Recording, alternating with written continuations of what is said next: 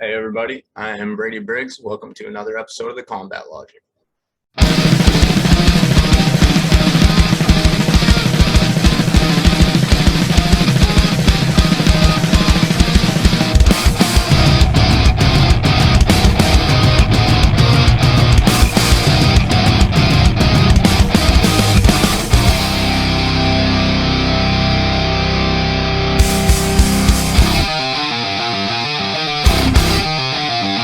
What's up, guys?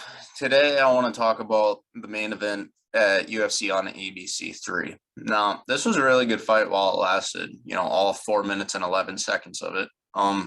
Both men look very good. I'll say that I was picking Yair going into this fight, and it kind of looks like I was right? But no, Yair, his striking, as we expected, looked incredible. He was picking Ortega apart on the feet pretty handily. Ortega wasn't looking bad on the feet, but he was eating a lot of punches. And Yair was starting to throw his kicks that set up his punches even better. But one thing I'll say is Ortega looked very strong, like physically strong in this fight. When he held Yair up against the cage, he kept him there.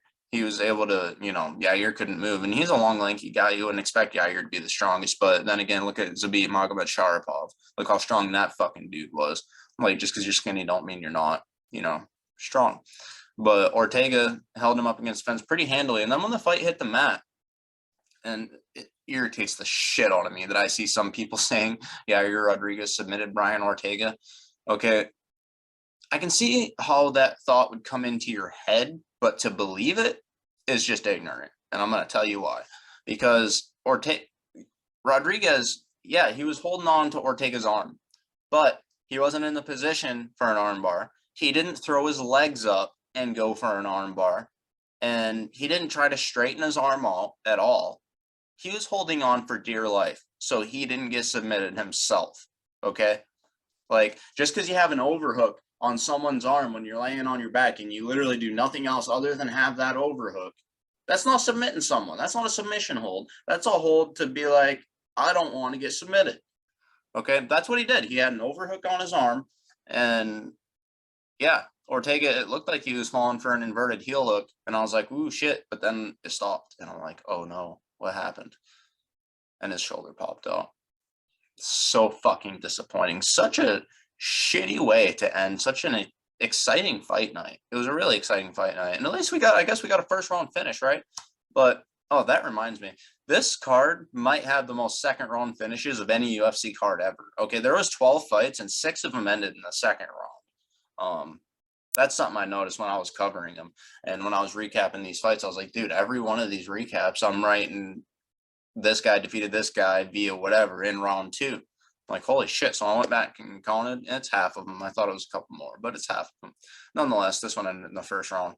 And Yair Rodriguez obviously didn't prove he's the better man with this win. I would love to see it ran back.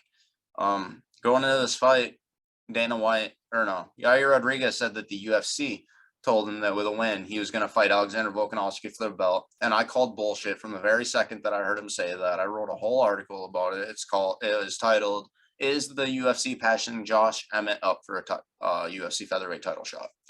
So I I can't believe that they offered him a title shot with a win. And there's one thing that makes me happy about how this fight ended, and I'll get to that in a minute. But let's go over this really quick. Yair Rodriguez has gone 0-1.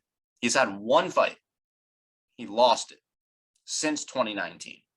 Okay? That is nearly 3 years that he has fought one time and he lost. To Max Holloway, albeit, but he lost. Josh Emmett, that's the same time Josh Emmett has gone 3-0 in. Okay? Not to mention, Josh Emmett is on a 5-fight win streak. Yair is now on a 1-fight win streak.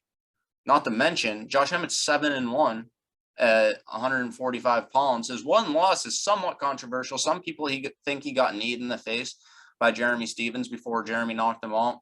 I don't think he did. I think the knee just barely missed him. But it's really hard to tell. Like, you can have a connection and it barely looks like it at all. So, and his other loss is a split decision. Okay, he's 18-2.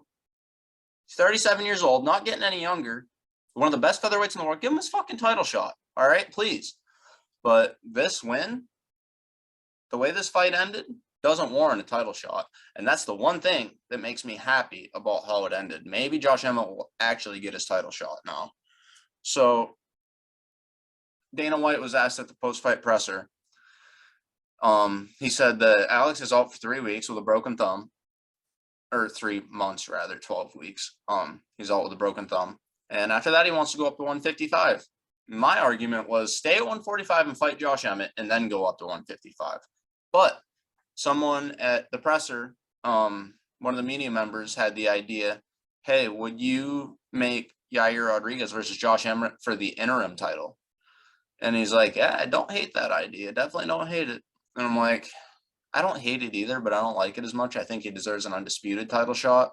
Like, dude, what if he beats the brakes off Yair, hypothetically? What if Josh Emmett goes in and beats the brakes off Yair, and then 2 months later is the day that he wakes up and he doesn't have it anymore? Because he's in his late 30s, dude. And then he goes into the title shot against Volkanovski, who, let's say, he would beat if he fought him next. And then he loses because he doesn't have it anymore because he's a little older. Like, Tony Ferguson showed us what happens when you're not given your undisputed title shot. He literally got old overnight. Okay, he was 15-1 in the UFC on a 12-fight win streak. He was 25-3 the last time that his fight with Khabib Nurmagomedov was scheduled. 25-3. He's now 25-7. One of the best fighters ever to never win an undisputed championship. He got old overnight. Like, let's not let that happen again. Okay, please. But yeah, I don't hate the interim title fight either, because at least he'll be in a title fight, and that would be a really interesting fight. Yair and Emmett, that'd be a really interesting fight. I could see Emmett maybe out wrestling him to a decision. I could see Emmett knocking him out. I could see Yair knocking Emmett out. I could see Yair out striking Emmett to a decision. That's an interesting fight. But yeah, what do you guys think? What do you guys want to see? I don't care if y'all love Josh Emmett or not. Like, I love him because I love all the fighters. I'm a true fan of the sport. But whether you think he's not good enough or he needs to beat another top guy, just look at the statistics. There's literally no one else in the top 5 that deserves a shot more than him. There's no one in the top 5 that's on as much of a run as he is. Okay? That's had as much success as he has over the last several years. Give Josh Emmett his title shot. Whether it's against Alexander Volkanovski, I'd rather see that, or an interim fight with Yair. Just give Josh Emmett his title shot, please. That's all I have to say about it. But yeah, that's the one reason that I'm happy it ended the way it did, because it wasn't an impressive win. And I also heard that if Ortega beat Yair impressively, he could get a title shot. And I'm like, come on, dude. He didn't even deserve his second title shot. Like, yeah, he almost beat Volkanovski twice. He also lost like 20 minutes of that 25-minute fight dominantly. Like, put Josh Emmett in the title shot, UFC, please. What would y'all like to see? Would you like to see Josh Emmett fight Alexander Volkanovski? Would you like to see him fight Yair for an interim title fight? Would you like to see him perhaps get through Max Holloway first? What do you guys want to see? Thank you for watching. Have a good one.